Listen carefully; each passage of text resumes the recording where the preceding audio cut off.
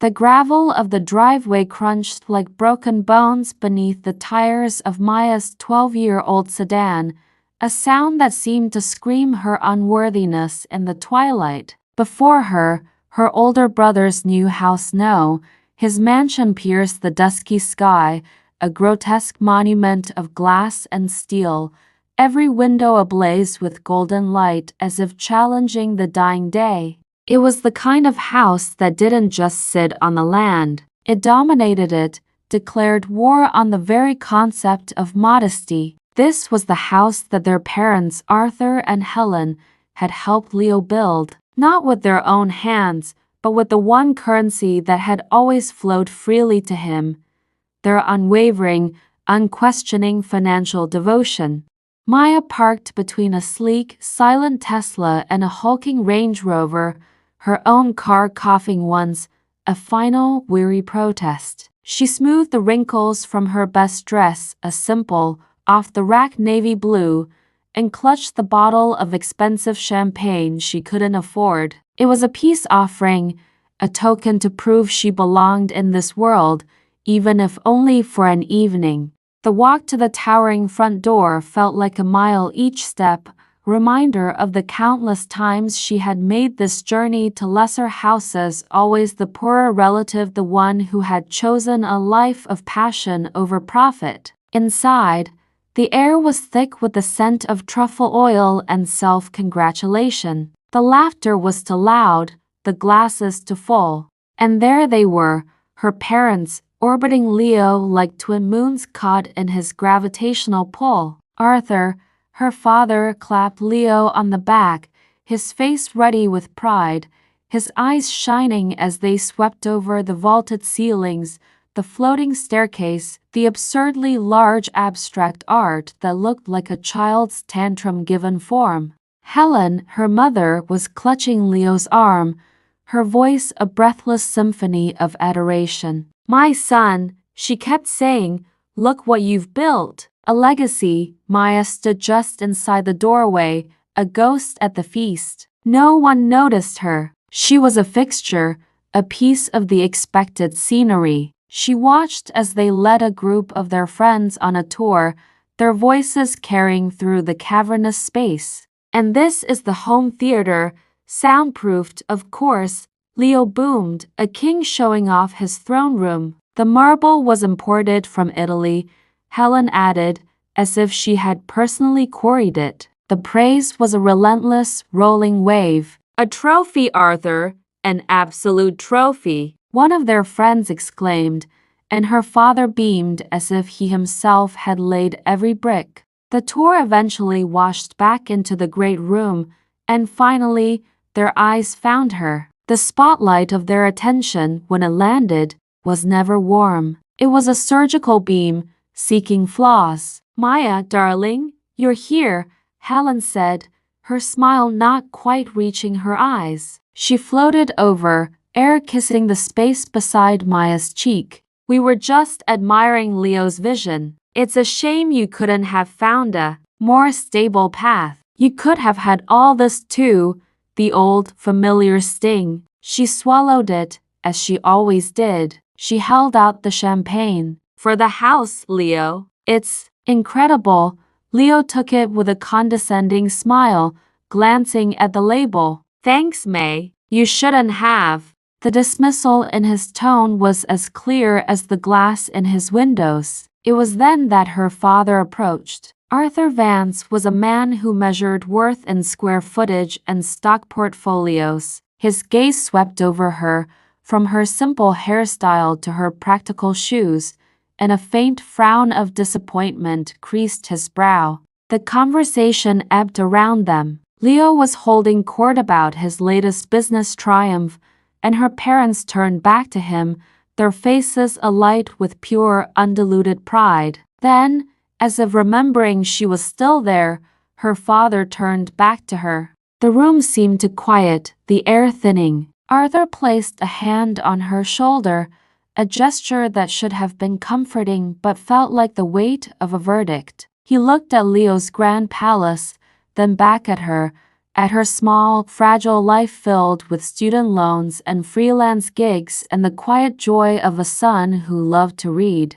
"Maya," he said, his voice carrying in the sudden hush, not with malice, but with a chilling, matter-of-fact finality. "Look at what your brother has accomplished. Look at this masterpiece." He paused, letting his eyes sweep once more over the obscene wealth. Then he leaned in slightly, his words meant only for her, yet they echoed in the cathedral of her shame. "It really makes you see what a waste your life has been, doesn't it?" The words did not land like a slap. They were slower, more insidious. They were a poison-tipped needle, slipped directly into her soul. A waste. Her art, her struggle, her love for her son, Finn, the small, beautiful life they had built together in their noisy, rented apartment, it was all just waste. In his eyes, she was litter. The air left her lungs. The sounds of the party, the clinking glasses, the laughter muffled and faded, as if she were sinking deep underwater. She saw her mother nod in quiet agreement, her eyes soft with pity that was crueler than contempt. She saw the faint, triumphant smirk on Leo's face. She did not cry. She did not argue. She simply stood there, the foundation of her entire identity shattering into dust beneath her feet. The fall was absolute, and the silence that followed in its wake was the most terrifying sound she had ever heard. For days, Maya moved through her life as a phantom. The world had lost its color, its texture reduced to a grayscale film of routine. She would pick up her 8-year-old son, Finn, from school, her smile a fragile, painted-on thing that felt like it might crack and fall off her face. She would make him dinner, help him with his homework, read him stories about brave knights and faraway lands, all while the words played on a loop in her mind. A waste, a waste, a waste. Her small apartment, once a cozy sanctuary filled with Finn-esque drawings taped to the fridge and the comforting smell of old books, now felt like a cardboard box, a tangible representation of her father's judgment. Every chipped mug, every threadbare patch on the rug, was proof of her failure. She looked at her son, his bright, curious eyes, his boundless love for her, and a new, more terrifying fear gripped her. Was she wasting his life too? Was her love enough to compensate for the inheritance he would never see, the advantages Leo's future children would be born into? The anger came later, a slow, cold seepage that began to fill the hollow spaces the shame had carved out. It started in the quiet moments. While washing dishes, her hands submerged in soapy water, she would remember the smug look on Leo's face. While folding laundry, she would see her father's pitying gaze. This was not just about one cruel comment. It was the culmination of a lifetime of slights. The college fund that had been redirected to help Leo start his first, failed business. The way her parents had sighed when she'd announced her intention to study graphic design, not business. The constant, subtle pressure to be more like her brother. She sat one night at her small desk, Finn asleep in the next room, the city's ambient glow painting faint stripes of light through the blinds. Before her was a blank sheet of paper. It was a ritual from her childhood, a way to process pain when words failed. She picked up a charcoal pencil, her hand trembling slightly. She didn't plan. She just let the storm inside her guide her hand. She began to draw, not the gentle, commercial art she did for clients. This was raw, unfiltered.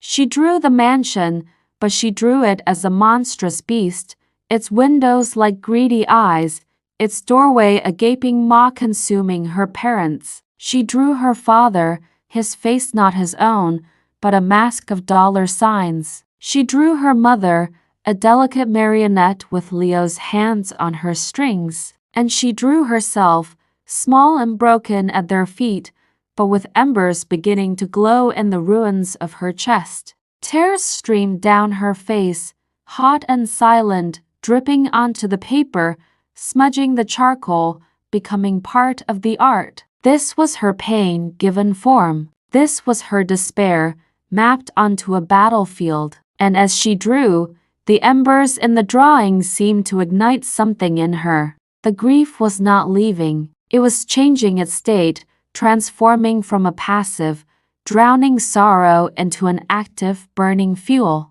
She spent the next weeks in this abyss, but it was no longer a place of helplessness. It was a forge. By day, she was Finn's mother, gentle and present. By night, she was an alchemist, transmuting her rage into a portfolio of devastating truth. She drew scenes from her life, her parents handing Leo a solid gold key while handing her a bundle of broken sticks. She drew Finn, a small, bright light, standing in the shadow of a colossal, empty vault. Each drawing was a confession, an accusation, a piece of her soul ripped out and pinned to the page. The woman who was told her life was a waste was dying in that abyss. In her place, something new was being constructed, piece by painful piece. It was harder, sharper, and infinitely more dangerous. She was no longer the overlooked daughter. She was a student of her own pain, and she was preparing for her final exam. The silence she kept now was not one of defeat, but of a bowstring being pulled taut, the arrow not yet seen, but its target perfectly, irrevocably sighted. The plan did not come in a flash of inspiration, but through the slow, meticulous assembly of a weapon. Maya's revenge would not be loud or violent. It would be a masterpiece of psychological justice, a mirror held up to their souls so they could see the rot for themselves. Her art would be her weapon. Her brother's greatest weakness was his vanity. Her parents' was their reputation. She would attack both. She started with Leo. The tech genius narrative was a carefully constructed facade. She began to dig, using the skills she'd honed as a researcher for her design projects. She traced the history of his company, Aura, an app that supposedly used AI to curate art for the home. It was the source of his newfound wealth, the reason for the mansion. But the math didn't add up. The venture capital funding was massive, but the user base was minuscule. She spent nights scouring business forums,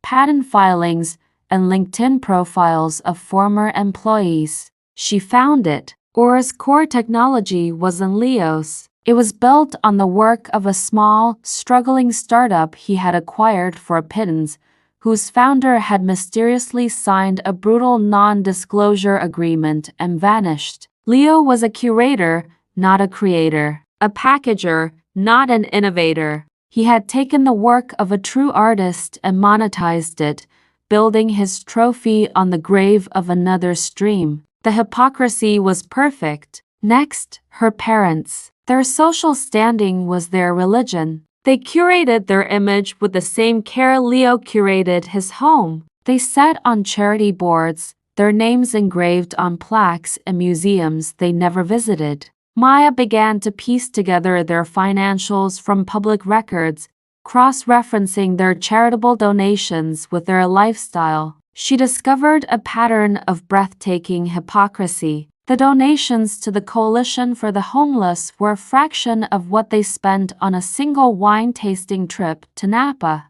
Their vocal support for public education was a stark contrast to the private, six-figure donations they made to ensure Leo got into his Ivy League school, a spot he'd neither earned nor deserved. She had the ammunition. Now, she needed the delivery system, and opportunity presented itself. The local museum, where her parents were patrons, was hosting its annual gala. The theme was metamorphosis. It was too perfect to be chance. She submitted a proposal for a special, digital art installation for the event, a tribute to the patrons who make art possible. She used a pseudonym, but her portfolio, the raw, powerful, emotional work she had created in the abyss, was undeniable. The curators, thrilled by the depth and visceral honesty of her work, accepted immediately. For the next month, Maya lived a double life. By day, she was a mother and a freelance designer. By night, she was an architect of ruin. She used her graphic design skills to create a devastating presentation. She didn't create cartoons or caricatures. She used their own images, their own words, woven into a tapestry of truth. She took the public photo of Leo receiving a Visionary of the Year award and layered it with the legal documents of the startup he had gutted, the founder's name highlighted. She took her parents' smiling faces from a charity brochure and superimposed them over the stark numbers of their actual donations versus their personal expenditures. She worked with a cold, focused fury. She rented a powerful projector for the night. She wrote a script, a narration that was not angry, but sorrowful, a daughter's lament for the family she should have had. She would not scream. She would mourn publicly, and in doing so, she would expose them. The night of the gala, she arrived early, a ghost in a simple black dress, her tools on a hard drive in her clutch. She kissed Finn goodbye, his face confused but trusting. "I'm just going to show everyone some of my art, sweetie," she whispered. And it was the truth. She stood in the tech booth at the back of the glittering hall, watching them. Her parents holding court, the epitome of grace and generosity. Leo, holding a glass of champagne, holding forth on the future of aesthetic intelligence. They were at the peak of their social mountain, utterly unaware of the avalanche she was about to trigger. The curator introduced the special installation, a gift from an anonymous artist. The lights dimmed. The first image, a beautiful, serene family portrait, appeared on the massive screen. And then, Maya began her metamorphosis. The portrait began to dissolve, the truth bleeding through the beautiful lies. The rise was complete. The hunter was in position. The silence was about to be broken.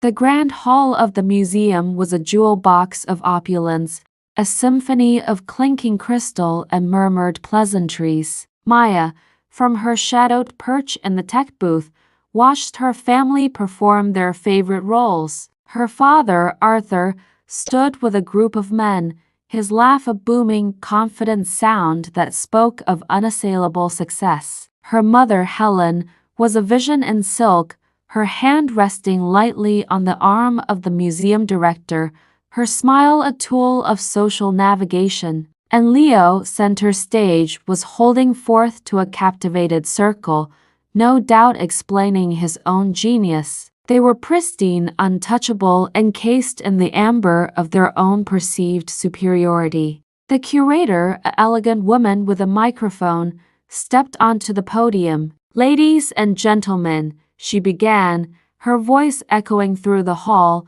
"as part of our metamorphosis theme, we have a very special, anonymous digital installation tonight. The artist calls it Legacy." A polite smattering of applause. The lights dimmed further, plunging the room into a respectful darkness. The massive screen behind the podium glowed to life. The first image was the official Vance family portrait, taken years ago. They looked perfect, unified, a testament to wealth and harmony. Maya saw her parents lean into each other, smiling at the memory. Then, the metamorphosis began. With a subtle digital dissolve, the portrait began to change. A ghostly, transparent layer appeared over it, a scan of a bank statement. The date was from Maya's freshman year of college. The image shifted again. It was a photo of Leo's Visionary of the Year award announcement. But over his triumphant face, another document superimposed itself, the acquisition agreement for the startup Veritas Designs, the purchase price a shockingly low figure. Next to it, a highlighted clause from the founder's NDA, the words "perpetual silence" glowing ominously. The murmur grew louder. Leo's smile had frozen on his face. Maya's narration began, not from the podium, but from the speakers, her voice calm, clear, and laced with a profound, heartbreaking sadness. It was not the voice of a vengeful daughter, but of a historian recounting a tragedy. A legacy is not always what we build, her voice echoed in the hushed hall. Sometimes it is what we break. Sometimes it is the truth we bury beneath the marble. The screen now showed her parents' beaming faces from a charity gala brochure. The image pixelated and reformed into a side-by-side comparison. Their publicly declared donation to the Children's Literacy Foundation versus the receipt for a single, custom-made suit for Arthur. The numbers were staggering in their disparity. A gasp went up from the crowd. Helen's hand flew to her mouth. The presentation continued, a relentless, elegant autopsy of their hypocrisy. It showed the architect's plans for Leo's mansion, with callouts pointing to the cost of the Italian marble, the Japanese soaking tub, the soundproofed home theater. Then, it cut to the financial projections for the employees of Aura, showing the layoffs that had coincided with the final phase of the mansion's construction. It wasn't a scream, it was a whisper that carried the force of a hurricane. They praised a mansion like a trophy, Maya's voice continued, soft as falling ash. And they turned to me with words I will never forget. They called my life, my love, my struggle, a waste. But a waste is building a kingdom on stolen labor. A waste is preaching generosity while practicing greed. A waste is valuing trophies over truth. The final image was not of them. It was a simple, beautifully rendered drawing of her son, Finn, his face illuminated by the light of a storybook. Below it, the words, "My legacy is not for sale." The screen went black. For a full 3 seconds, there was absolute dead silence. Then, the room erupted, not in applause, but in a cacophony of shocked whispers, furious murmurs, the scraping of chairs as people turned to look at the Vance family. Arthur's face was a thundercloud of purple rage. Helen had buried her face in her hands, her shoulders shaking not with grief, but with the terror of social annihilation. Leo was staring, white-faced, at the now blank screen, his mouth agape, his kingdom of lies collapsing around him in the space of 3 minutes. Maya did not wait for the lights to come up. She slipped out of the booth, walked down a back corridor, and emerged into the cool, clean night air. She could hear the rising din of scandal from inside, a beautiful, terrible symphony. She had not taken a physical thing from them. She had taken everything that mattered to them.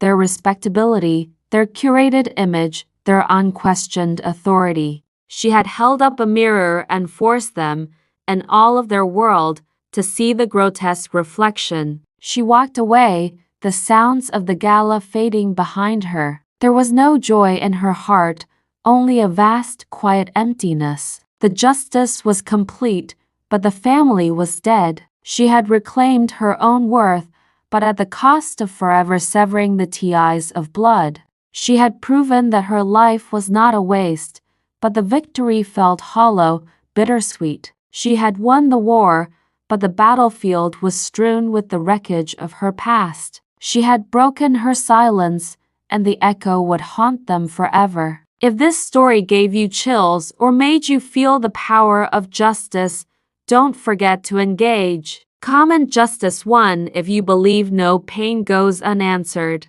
If you believe revenge isn't cruelty but justice for the broken, like, comment, share, and subscribe to Silent Revenge.